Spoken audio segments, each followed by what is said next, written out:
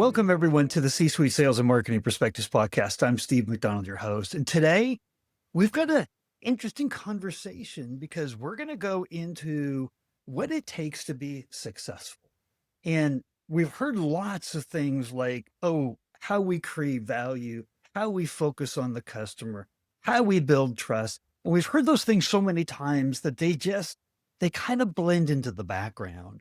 But we're on with Robert Fromm today, and Robert's the Chief Growth Officer with Rail Europe. And I just love the way that you break it down and you think about the greater ecosystem that we're working in. And you've worked across a lot of ecosystems. I mean, you've been in a number of different countries, you've been in a number of different kinds of businesses, not just fintech or, this or that. You've been at Google, you've been at YouTube, you've been at startups. And you've been in environments where it's B2B, it's B2C, it's B2B to C. It's like you add in all the little acronyms there. You've kind of seen it from all different angles. But at the end of the day, it's all about whether it's a customer at the end of our customer relationships, it's a user, it's somebody that's consuming our product. They're consuming the experience that we create for them. And I can't steal any more thunder than that because it's just the way you think about it. I want to get right into it. But you also have a very creative mindset in terms of a team player. And you told me that since you were 7, you've been on, basketball teams and sports teams and everything, and you still are today in your 40s. And you hate to lose. That competitive team spirit, right? So I want to take all of that mentality and let's talk about it because in the end, what you're going to help us talk about is how do we not be a vendor, right?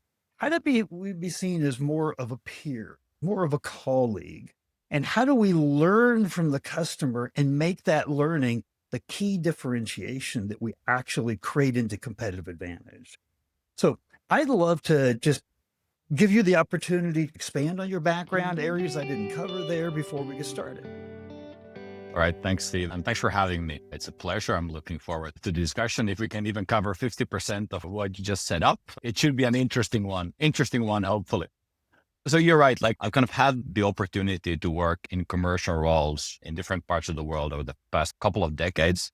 And I think what it really, for me, the biggest value maybe has been is that it highlights the power of empathy. When you're put into a context that you don't know that well, in a culture you don't know that well, in a business you don't know that well, with a part you don't know that well, the natural instinct at some point becomes to try to look at the world from their perspectives, because that helps you to then figure out how to find that common ground of value creation, like you mentioned. Here's what I'd love to do. I'd love to just kind of start off with you're a chief growth officer, which means you don't think about one part of the business, right? You're not focused on just marketing or sales or customer success. You're focused on the total success of the business. And I asked you at the very beginning, Robert, what are your 2 greatest challenges for creating long-term sustainable growth? So I'd love to talk about sustainable growth foundations. And you talked about building trust before scale. What does that mean in your mind? Yeah, it's always context dependent. But if we think about Rail Europe as a company, where our mission is to really make European rail as simple and easy to plan, book, and buy as a flight ticket would be, and then bring that experience to the world. So whether it's a consumer, we're using raileurope.com, whether it's a travel agent in Sydney setting something up for a customer, or a large online travel agency or OTA connecting rail into their inventory and creating the right services for their partners. Or like an OTA where we help them embed rail into their system and into their structures. And of course, there is a transactional piece to what we do. So if you look at the technical part in taking in a lot of complexity in a fragmented supply, bundling all of that into one API or into one agent portal and making that available, that's important. That's what we do technically. But we're, like in many other categories in travel, we're operating in an environment that is constantly changing. Right now, we're probably in the biggest upheaval that travel has seen in the past 2 decades. There's different layers of competition and partnership between vendors, between actors in the space.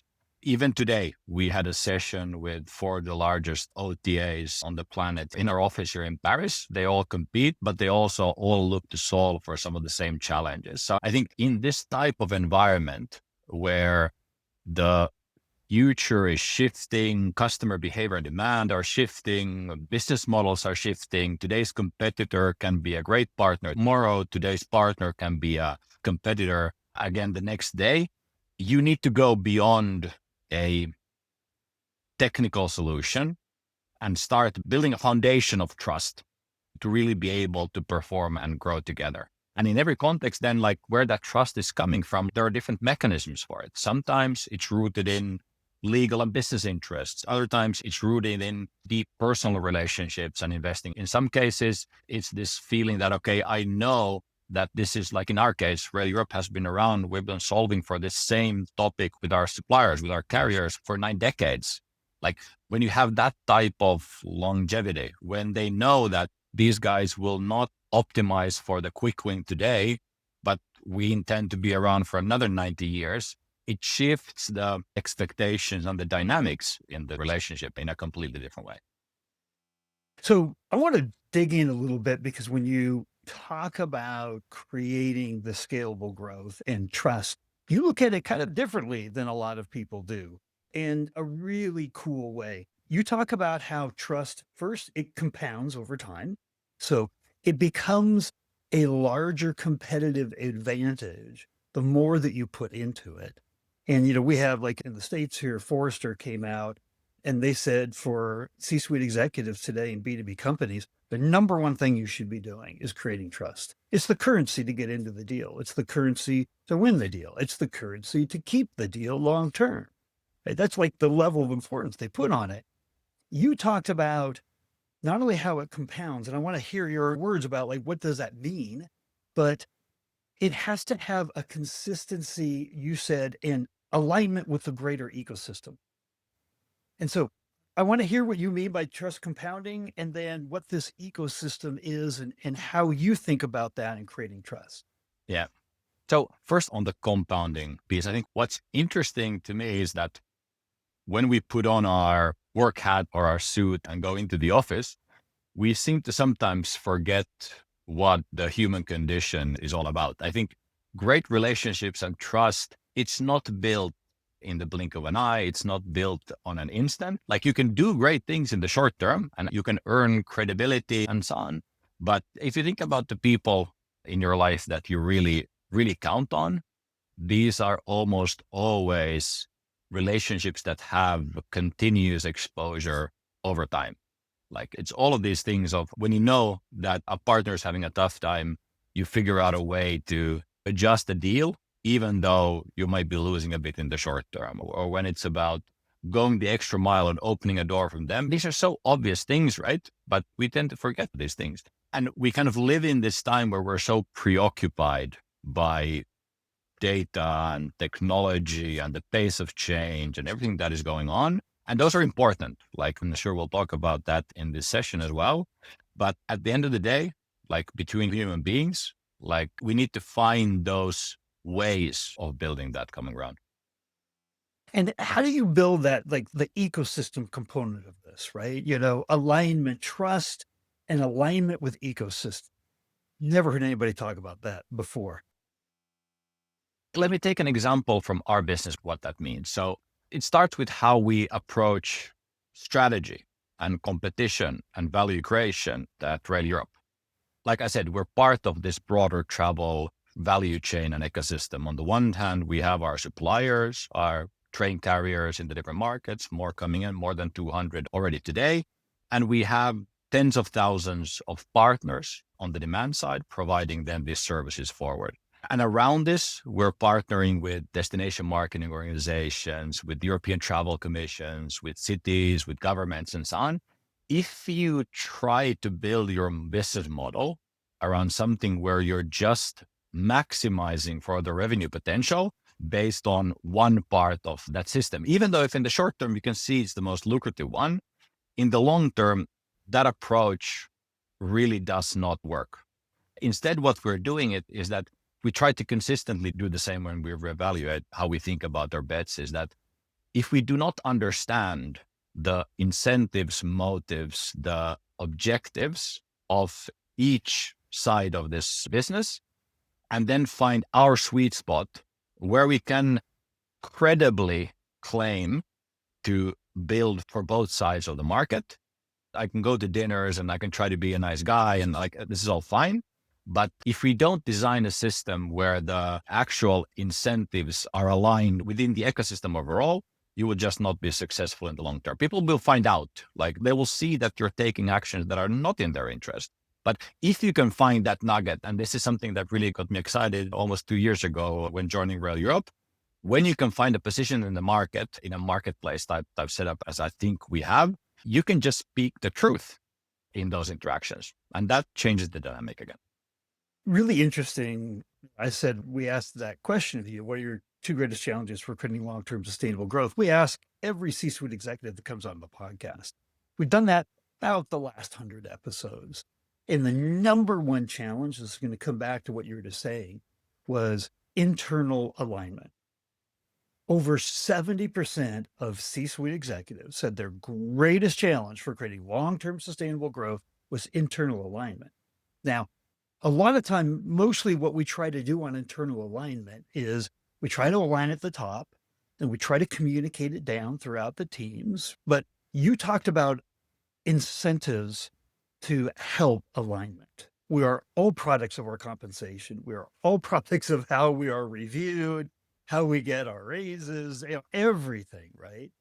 So how does internal alignment, how does that incentives play into internal alignment, change management? Like you're saying right now, you're in one of the biggest upheavals in your industry. You're, I imagine, having to like take that in, decide what does that mean for us, communicate that to the entire company so that we're doing something different as a result, right? And so I love when you started talking about these internal incentives.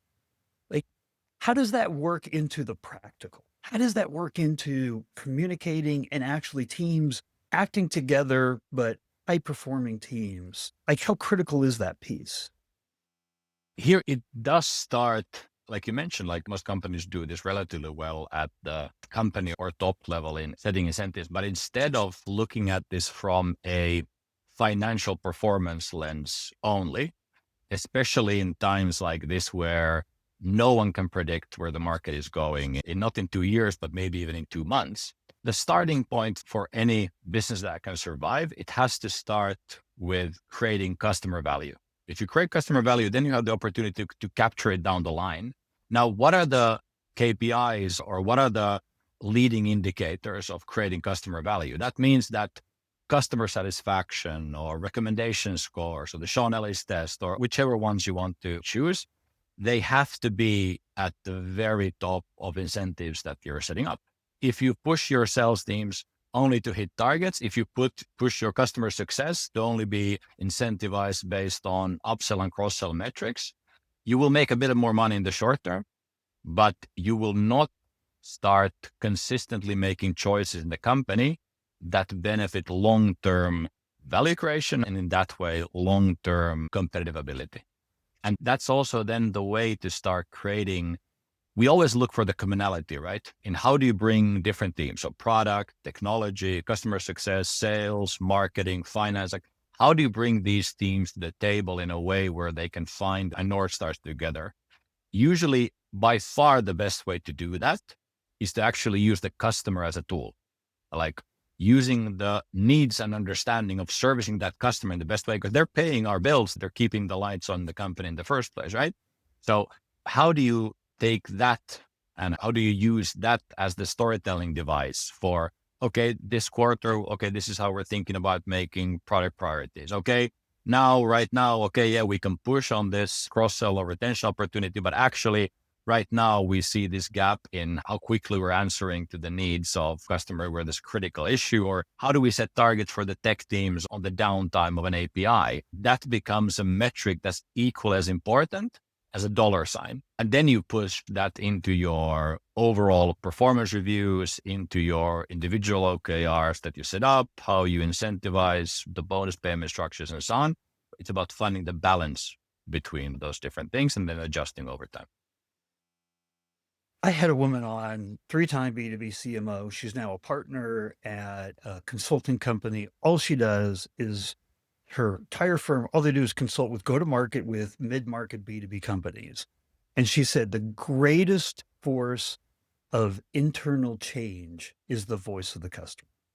Exactly what you're saying, right? It's what nobody can argue, right? Left to our own devices as CROs and CEOs and CMOs, guess what? We've all risen to our positions not because we don't know what we're doing. We know what we're doing. We know how to make decisions, right? And we can do it.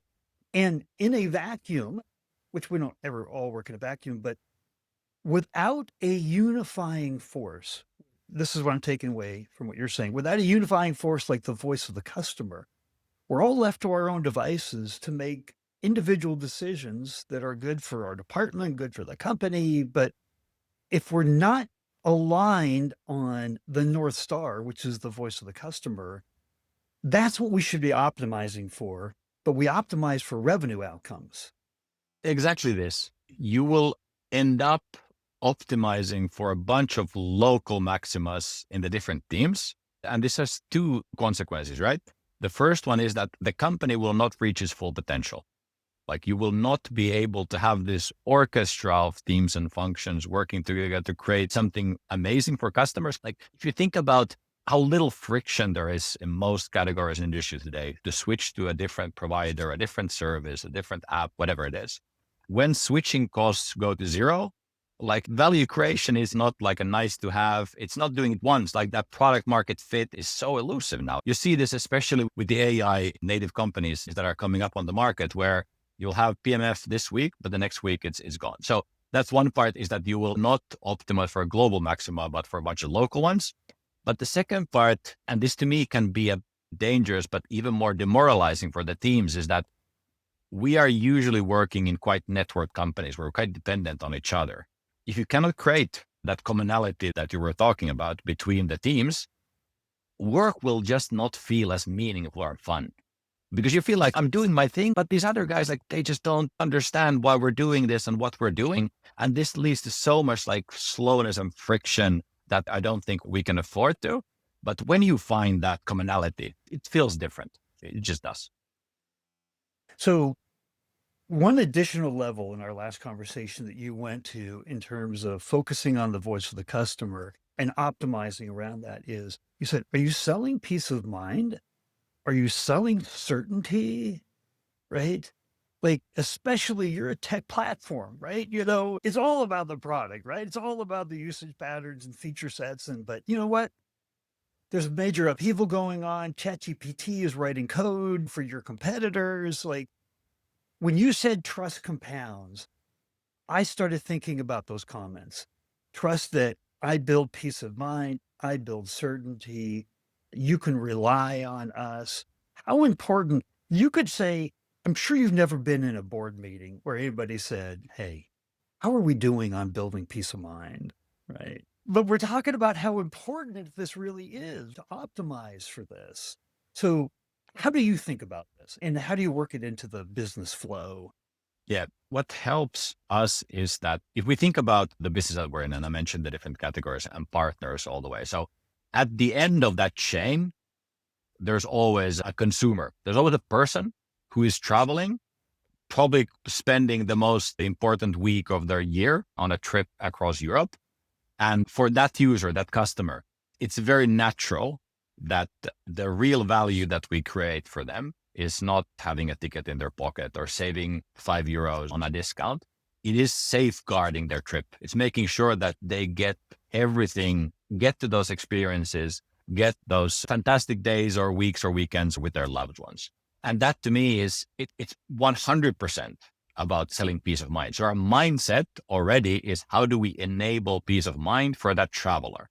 Now, this very easily then extends to how we work with our sales teams, with our customer success teams, with our product and technology teams.